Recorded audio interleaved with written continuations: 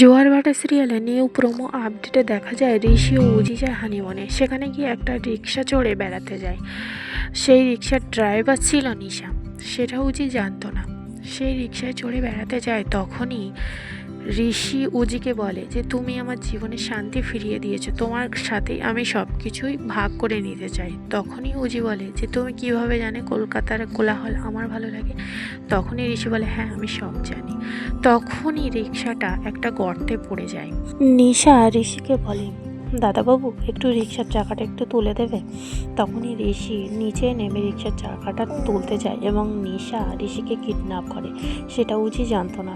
উজি তখনই রিক্সা থেকে নেমে ঋষি ঋষি করে ডাকতে থাকে, কিন্তু কোথাও ঋষিকে আর খুঁজে পায় না। উজি কি ঋষিকে খুঁজে পাবে? তার জন্য চোখ রাখতে হবে জি বাংলার পর্দায়। ভিডিওটি কেমন লেগেছে কমেন্টে জানাবে, ভালো লাগলে লাইক কমেন্ট শেয়ার করবে।